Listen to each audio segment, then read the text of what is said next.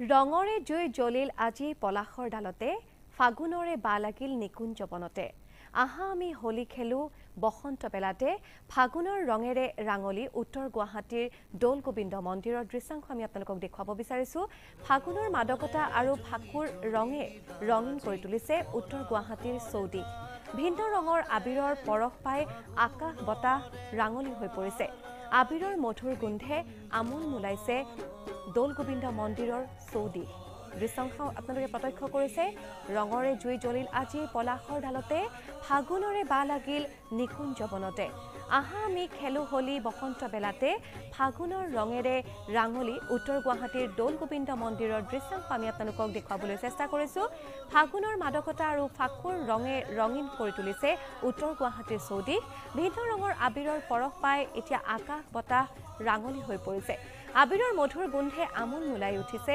দৌল গোবিন্দ মন্দিৰৰ চৌদিশ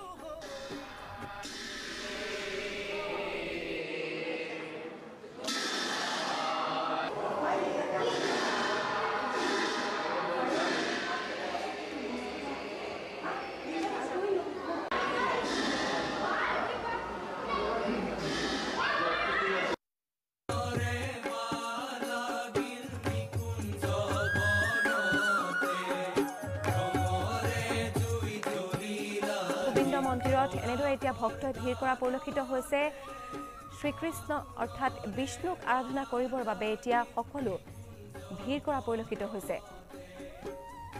পুৱাৰ ভাগতে দৌল গোবিন্দ মন্দিৰত এনেদৰে ভক্তই ভিৰ কৰিছে আৰু এয়া পূজা অৰ্চনা কৰা পৰিলক্ষিত হৈছে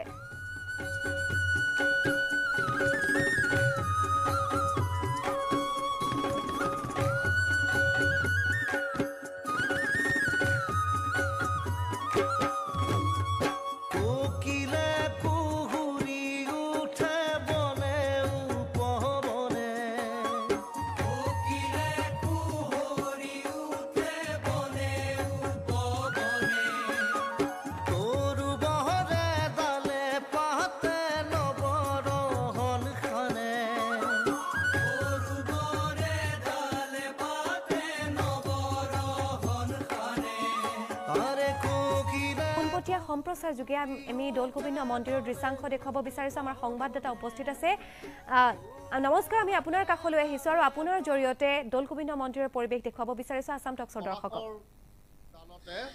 ফাগুনৰে বা লাগিল নিকুঞ্জ বনতে আহা আমি হোলী খেলো বসন্ত বেলাতে ফাগুনৰ ৰঙেৰে ৰাঙলী উত্তৰ গুৱাহাটীৰ দৌল গোবিন্দ মন্দিৰ দেশৰ আন অংশৰ দৰেও অসমৰ ৰাইজেও হোলীৰ ৰঙত ৰঙিয়াল হৈ পৰিছে আৰু মই বৰ্তমান উপস্থিত আছো উত্তৰ গুৱাহাটীৰ দৌল গোবিন্দ মন্দিৰত আৰু এই দৌল গোবিন্দ মন্দিৰত প্ৰতি বছৰৰ দৰে এই বছৰো দৌল উৎসৱ বা ফাকুৱাৰ আয়োজন কৰা হৈছে ফাগুনৰ মাদকতা আৰু ফাকুৰ ৰঙেৰে ৰঙীন কৰি তুলিছে উত্তৰ গুৱাহাটীৰ দৌল গোবিন্দ মন্দিৰ আৰু এই মুহূৰ্তত মোৰ সতীৰ্থ দেখুৱাব এই দৌল গোবিন্দ মন্দিৰৰ সামগ্ৰিক পৰিৱেশ ইতিমধ্যেই ভক্তবান ৰাইজ আহি দৌল গোবিন্দ মন্দিৰত আশীষ ল'বলৈ উপস্থিত হৈছেহি যদিও প্ৰতিকূল বতৰ তথাপিতো ভক্তপ্ৰাণ ৰাইজ ইতিমধ্যে উপস্থিত হৈছে বিভিন্ন প্ৰান্তৰ পৰা ভক্তপ্ৰাণ ৰাইজে আহি দৌল গোবিন্দ মন্দিৰত নিজৰ মনোবাঞ্ছা পূৰণৰ বাবে উপস্থিত হৈছেহি সামগ্ৰিক পৰিৱেশ মোৰ সতীৰ্থই দেখুৱাই আছে ইতিমধ্যে নাম প্ৰসংগ আৰম্ভ হৈছে নাম প্ৰসংগৰে এক সুন্দৰ আধ্যাত্মিক পৰিৱেশৰ মাজত দৌল গোবিন্দ মন্দিৰৰ এয়া পৰিৱেশ 5 দিনীয়া কাৰ্যসূচীৰে এই কাৰ্যসূচীৰে দৌল উৎসৱৰ আৰম্ভণি কৰা হৈছে আৰু অইন বছৰৰ দৰে এই বছৰো অতি উলহ মালহেৰে দৌল গোবিন্দ মন্দিৰ উদযাপন দৌল গোবিন্দ মন্দিৰ যি দৌল উৎসৱ উদযাপন কৰিছে তেওঁলোকে এই দৌল উৎসৱৰ আয়োজন কৰিছে অতি সুন্দৰ আধ্যাত্মিক পৰিৱেশ ৰাতিপুৱাৰ পৰা নাম প্ৰসংগ আৰম্ভ হৈছে আৰু ইতিমধ্যে যি মহাপ্ৰভু দৌল গোবিন্দৰ মুখ্য দ্বাৰ মুকলি কৰা হৈছে ইতিমধ্যে ভক্তপ্ৰাণ ৰাইজৰ ভিৰ দেখিবলৈ পাইছে আৰু মই পোনে পোনে যাম উদ্যোক্তাৰ ওচৰলৈ আমাৰ সন্মুখত যদি সম্ভৱ হয় আমি উদ্যোক্তাৰ ওচৰলৈ যাম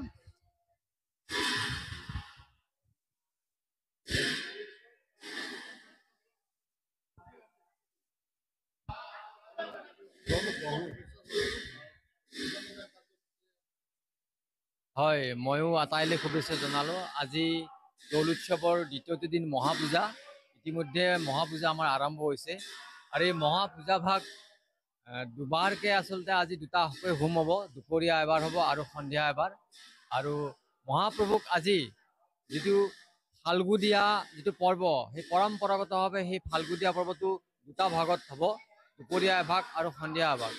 আৰু প্ৰায় 8 বজাত আজি মহাপূজা সমাপ্তি ঘটিব। তাৰ পিছতে মাহ প্ৰসাদ বিতৰণ কৰা হ'ব। আৰু ইয়াৰ লগে লগে আজি এই দৌল উৎসৱৰ মন্দিৰৰ বাকৰিত 10 বজাৰ পৰা অসমৰ বিখ্যাত বিশাল নাগাৰা নাম অনুষ্ঠিত হ'ব। আৰু নাগাৰা নামৰ লগতে বিভিন্ন ধৰণৰ নাম প্ৰসংগকে আদি চলি থাকিব। আৰু সন্ধিয়াৰ ভাগত আধ্যাত্মিক দিশেৰে পৰিৱেশিত সাংস্কৃতিক সন্ধিয়া, সাংস্কৃতিক অনুষ্ঠান থাকিব। কিমান দিনীয়া কাৰ্যসূচীৰে পৰিচালিত হ'ব? আমাৰ 5 দিনীয়া কাৰ্যসূচী যোৱাকালিৰ পৰা আৰম্ভ হৈছে 13 মাৰ্চ আৰু 17 মাৰ্চে শেষ হ'ব। 17 মাৰ্চৰ শেষৰ দিনটোত 2:30 বজাত মহাপ্ৰভুক যিটো বাট ফুৰোৱা বুলি কয়, ইয়াৰ পৰা ক্ষেত্ৰত এক মাংগলিক কাৰ্যসূচী সমাপন কৰি পুনৰ তেওঁক ব্ৰহ্মপুত্ৰৰ পাৰত স্নান কৰাই পুনৰ তেওঁক মূল যি দৌলগোবিন্দ মন্দিৰ মূল গৃহ, সেই গৃহত প্ৰৱেশ কৰোৱা হ'ব। হয়, এয়া আছিল উদ্যোক্তা মন্তব্য। আৰু মই মূল মন্দিৰ ভাগলৈ দেখুৱাবলৈ অনুৰোধ কৰিম। মোৰ সতীৰ্থ এই মূল মন্দিৰৰ সন্মুখতে এতিয়া মহাপ্ৰভুৰ আশীৰ্বাদ ল'বলৈ বিভিন্নজনে ভিৰ কৰিছেহি।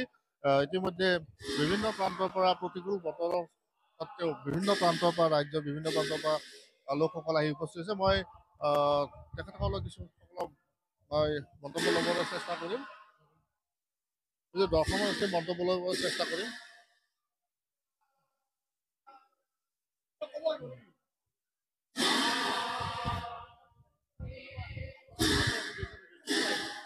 গুৱাহাটীৰ পৰা আহিছোঁ। আগতে মই অহা নাছিলোঁ, এইবাৰ প্ৰথম আহিছোঁ। দৌল উৎসৱ উপলক্ষে দৌলগোবিন্দ মন্দিৰলৈ আহিছোঁ। খুবেই এটা আধ্যাত্মিক পৰিৱেশ, খুব ভাল লাগিছে। এনেই আহিছোঁ দৌলগোবিন্দ মন্দিৰলৈ, বহুকেইবাৰ আহিছোঁ, কিন্তু এই যে ফাকুৱাত এনেকুৱা এটা পৰিৱেশ হয়, ইমান সুন্দৰ পৰিৱেশ এটা, এইফালে নাম ধৰি আছে, এইফালে পূজা চলি আছে, আবিৰ ৰঙা ৰঙীন যেন ফুলৰ মালা ইমান ধুনীয়াকৈ সজাইছে, খুব ভাল লাগিছে। হয়, ইতিমধ্যে ভিন্ন প্ৰান্তৰ পৰা ভক্তসকল আহিছে, আহি তেওঁলোকে দৌলগোবিন্দ মন্দিৰৰ আশীষ লৈছে আৰু ভক্তপ্ৰাণ আহিছে। মই তেওঁলোকৰ পৰাও কিছু মন্তব্য ল'বলৈ চেষ্টা কৰিম। মহাপ্ৰভু দৌল উৎসৱৰ শুভেচ্ছা জনালো আপোনালোকে। আজি আমাৰ ৰঙে ৰসে আবিৰৰ উৎসৱ, ইয়াত দৌল উৎসৱ, ইয়াত 5 দিনীয়াকৈ সম্পন্ন হ'ব। আজি আমাৰ মহাপূজা, সমূহ ভক্ত ইয়ালৈ আহিব। দৌলগোবিন্দৰ যি নান্দনিক পৰিৱেশ, সেই নান্দনিক পৰিৱেশ সকলোৱে আহক, সকলোৱে ইয়াৰ যি মহিমা, প্ৰভুৰ মহিমা, সেই প্ৰভুৰ মহিমা সকলোৱে ইয়াতে অংশগ্ৰহণ কৰক। সকলোকে দৌল উৎসৱ তথা ৰঙৰ উৎসৱ শুভেচ্ছা দিলো, আপোনালোককো শুভেচ্ছা দিলো। ধন্যবাদ। হয়, এইদৰে ৰঙৰ উৎসৱ, যি ফাকুৱা বা দৌল উৎসৱ বুলি কয়, এই দৌল উৎসৱৰ দৌলগোবিন্দ মন্দিৰত 5 দিনীয়া কাৰ্যসূচীৰ আয়োজন কৰা হৈছে। আৰু ইতিমধ্যে সম্পূৰ্ণ